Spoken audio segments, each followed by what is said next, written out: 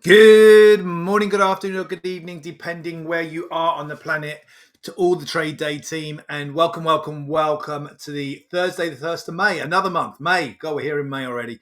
Thursday, the 1st of May, 2025. Welcome, everyone. We'll go through our usual run through here today. We'll take a look at the calendar, what we've had, what we've got coming up. Take a look at both the macro calendar, earnings calendars. Also, take a look at articles from the major news wires and have a quick look at the charts as well. So, looking back before we look forward, volatile day yesterday. Big down, big up again. The down really driven by the GDP numbers.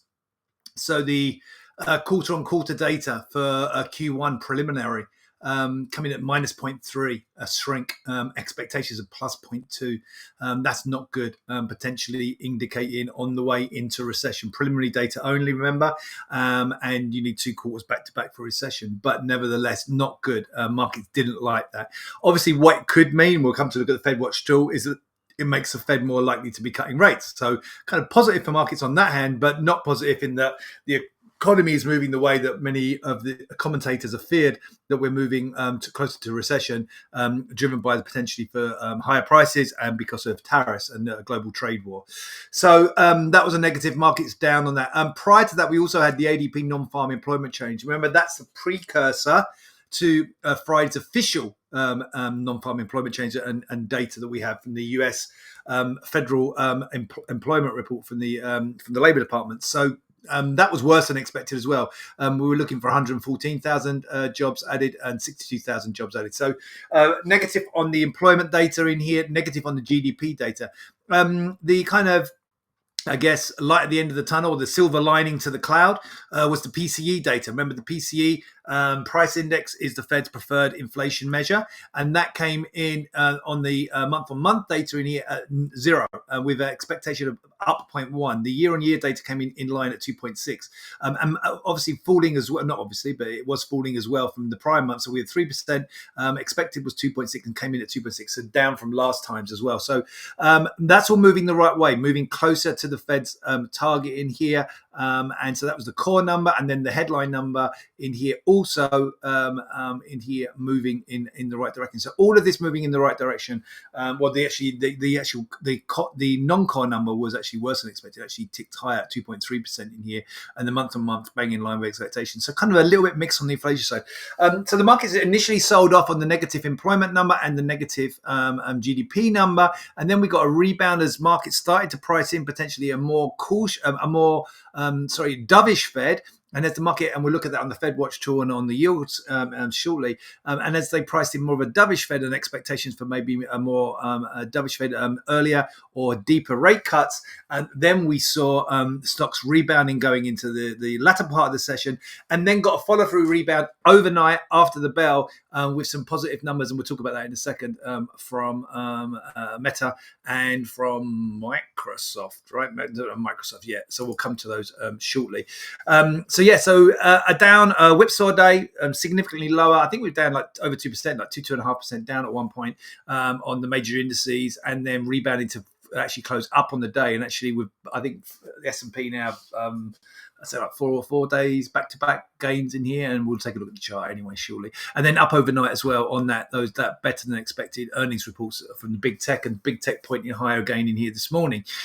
Looking into today now, just a note. It's the Labor Day. So Labor Day in for much of the planet, unlike in the US, is on the 1st of May. It's not a holiday here in the UK. We actually have a holiday on Monday here in the UK, but for much of Europe and for some of Asia as well, you can see in here Labor Day holidays always on the 1st of May. And so here, much of Europe closed, Germany, Switzerland, France. So all the futures markets closed there. So kind of been a quiet in here overnight. Also in Asia, China closed, South Korea closed in here. So markets have been fairly quiet in here overnight. Looking into the day, the focus on the macro side of the data is going to be on both the S&P Global Manufacturing PMI, but more importantly, the ISM Manufacturing data, PMI data in here. So we get the S&P Global number comes out at 9:45, but for the US, the more important number is at 10 o'clock, the ISM PMI numbers. So we're watching those 9:45 and 10 o'clock Eastern, watching out for those going into today. They're going to be the main macro numbers that we're going to be watching out for. On the earnings side, looking back again, first of all, to yesterday, Microsoft and Meta were what we were focusing on after the bell. You can see in here a sea of green in here, beating on both revenues and earnings per share in here for both Microsoft and Meta, and overall positive outlooks in here. And so from that, we saw those stocks jump overnight trading and higher again here this morning, and pointing big tech higher this morning. And so broader indices are up on the back of that going into today. We also, which I'll come to mention briefly, we had Ukraine US sign the rare metals, rare earth metals deal in here, which is seen also as a positive in here for markets, in that it could be meaning that we're moving closer to potential some kind of ceasefire, which would be a positive. I mean, who knows, right? I mean, we're guessing on that one, but definitely a step towards that rather than away from that at the moment. So that's deemed as a positive. And looking in today, a couple of more of the Magnificent Seven. So we've had now 4 of the Magnificent Seven report, 2 of those yesterday.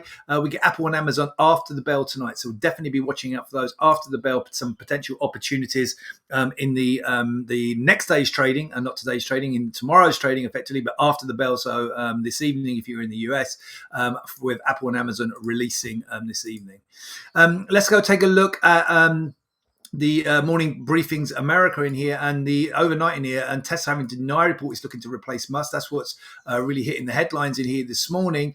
And Donald Trump acknowledging as well that tariffs are particularly risky for him, but carrying on regardless. US and Ukraine sign this deal, this natural resources deal in here, potentially a positive in here, and stocks pointing high, as we said, due to positives from both Microsoft shares soaring high and pre-market trading this morning, and Meta said Mark Zuckerberg said the company is well positioned to navigate the macroeconomic uncertainty. As we said, Amazon and Amwell coming down in here going into today. So all of that relatively positive pointing into today. So Microsoft shares surge on strong quarterly cloud growth in here, and you can see in the US stocks set to rally on big tech optimism, and there we have it there, US stocks on big tech trade optimism. So yeah, positives in here on the overnights, and and also from Reuters, US stock index futures bounce as Microsoft Meta jump after their results. Tectonic for stalled economy. So all of these positives from the earnings, plus that I think that the deal has helped as well with Ukraine US signing that natural resources deal, helping markets higher in here this morning. And obviously we had the sell-off and turnaround yesterday. So some of maybe the weaker longs being forced out yesterday. So weak longs being forced out with yesterday's sell-off, and then we turned around intraday. So it's a real downside rejection yesterday with the rebound that we saw through the session. So we'll come and look at that on the chart shortly. Not much to really look at on the overnights. We've obviously many markets closed, but Nikkei was actually up in here overnight, 1%. European exchanges, so DAX and the CAC, you can kind of ignore there because they're closed.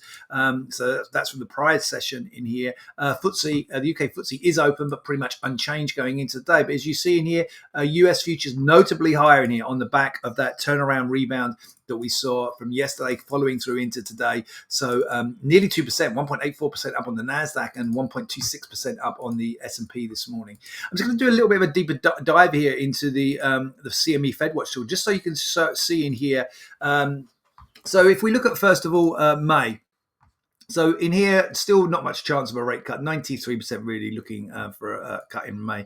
But you can see in June, this is pushed higher in here. This middle column, 62.7% now chance of one rate cut, and only a 32.7% chance of no rate cuts come the June meeting. And what I'm going to do is I've opened them up here in here. You can see what you can do is, so this is on current, okay? So the tabs along the top in here are the different meetings, and you can look at it. There's various different graphs that you can look at. So we normally look at this current one, which is the bar chart here. Showing where we're looking at what's currently being priced in. But you can also look at historical. So you can click on this tab down here, historical, and I've popped a couple of these out in here. So so if you go and look, if I'd actually click on the historical tab for say May, for example, Okay, you can see what the change, and these are all the different rates: 250, 275, 275, 300. These are all graphs of where they've been, the probabilities in here, for all these different rates in here. But what I'm not going to do is I'm not going to focus on that. Okay, what I'm going to do is go and focus, because May is not that much of an interest to us, because we're pretty much pricing in no change. But if we go and look at June in here, and what I've done is isolated, you can see I've unticked all of these. So I've gone to the historical on the June meeting, okay, and I've unticked all of these, okay, so I can tick one of them back on and tick it back off, okay, so I've unticked all of it and I've left it on the 400 to 425, because if we go back, I'm going to jump back to the other tab in here for June. That's what we're pricing in the most chances, at 400 to 425. And what I want to do is look at, where is this bar chart? Where is this the chances of us having one rate cut in June? Where are we historically? And you can see in here, it's been banging around in here between really sort of 50% and up as high as like 65, maybe need closer to 72. But we're tracking back higher at the moment. So the market is more certain now. It's tracking back higher over the last week that we're going to get one rate cut in June. Not quite as the highest point it's been, but getting back up close to that.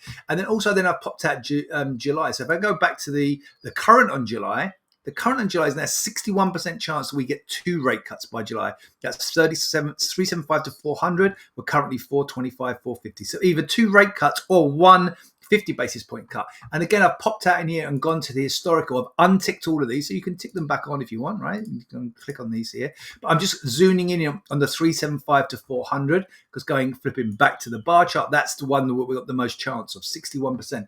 And if we go back and look at that in here, you can see again, it's ticking up close to the most probability it's been. We get to not quite as high as it was back here in March, but getting close to that sort of area. We're moving back high. So the market's starting to price in more chance. So that's why I just wanted to focus in, give you a little bit of a tour around this tool and see other ways that you can look at sort of the same data and looking at it in different ways. Okay, so that's for the June meeting, and here for the July meeting, you can see we've popped all the way back up to the 375 to 400, almost back up to the highest we've been, which is at the beginning of April. So this one here was June with the yellow/orange chart in here, and then for the either the two rate cuts or the one rate cut of 50 basis points, now we're almost as pricing in as aggressive as we've been. So just another way of looking at kind of data from a historical perspective, and you can see the market's certainly moving towards anticipating a more dovish Fed, and that was reinforced yesterday by that data that I just spoke about in here, the GDP number in here being worse, so showing a slowdown in the economy,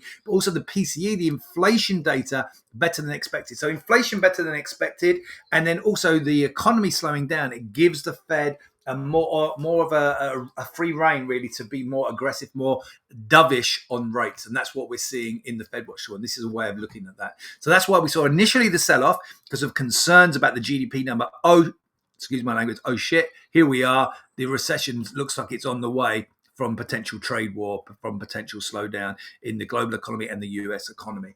Okay, but also then the market rebounds. Why does the market rebound? Because since then, well, the interest rate market started to say, well, now the Fed can be maybe a little bit more dovish, and so the markets took a positives from that, and then we saw stocks rebound, and then obviously on the overnights, it's been assisted by both the the US Ukraine natural resources deal, plus more significantly Meta and Microsoft after the bell posting those good solid numbers and those leaping higher and dragging the whole tech sector higher this morning.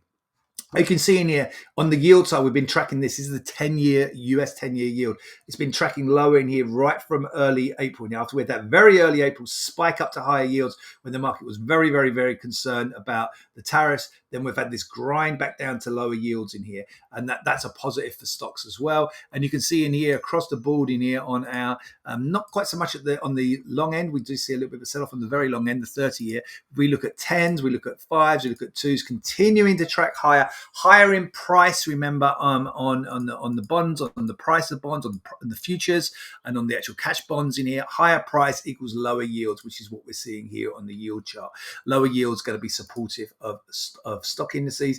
And there we see in here, if we just zoom in a little bit more, you can see that sell off on the rebound yesterday, a spike lower and then a rebound into the close, and then higher obviously again this morning. Same for the Nasdaq, spike lower and then a rebound, and we'll see that if we go in the charts here, that big spike down, rejection of the downside. And you can see in here, look, on the daily chart, this is the ES, 13 period exponential moving average now offering support. So we kind of it was a negative in here. It was showing resistance all the way through here and then through here. Then we kind of spiked around it and then we got back above it. And over the last couple of weeks in here, we've been above it in here and then using it as support. So we on the daily basis back here, what's it, 1, 2, 3, 4, 5 days ago, we spiked below it and back above. And yes, they right down, spiked below it and then back above and pushing back higher. And if we look here on the 30-minute chart, we've got this succession of higher highs and higher lows, and that spiked lower yesterday, then a rejection back higher, and then higher again in this morning. Same thing in here for the Nasdaq. Look, we went right down to that 13-period EMA and then rebounded off that 13-period EMA. Big rejection of the downside. So we have a big engulfing day in there. Let me just go back to the ES. Yeah, so look, if you look at this engulfing day, so it's engulfing day. So the whole of yesterday's activity engulfs the prior 1, 2, 3 sessions. So Wednesday's activity, actually, that's Sunday, right? Or was that Friday? Not sure if that's Sunday or Friday. Let me see in here. Sunday. No, that's Friday. So it engulfs Fridays, Mondays, and Tuesdays activity. Wednesday's session engulfs all the activity from Friday, Monday, and Tuesday. So it engulfs all that and it goes down and then engulfs it all, sucking some shorts maybe here down at the lows, and also some of the weaker longs getting forced out, and then the market rebounds. So that really reinforces the upside. Same story in here for the Nasdaq. Engulfs the prior 1, 2, 3 sessions in here, Friday through Tuesday, and then makes new highs and then higher again this morning. You can see in here the Nasdaq getting close to this peak up here. So this peak up there is 20,044 and a quarter. So we're getting close to that in here. And then on the ES, where we're way through, they're a long ways to this peak up here. But that could be a target for the ES today up here. Need to make this a little bigger. That peak up there is coming in at 57.73 and a quarter. Excuse me, 57.73 and a quarter. That's a potential target in here for today. So market's certainly shaping up for further upside as we go into today. And if we go and take a look on the Nasdaq on the short-term chart, again, it's a session of higher highs and higher lows and needing to now clear that peak. We could be as high as up here now, moving towards maybe 20,450, 20,500 potentially going into today.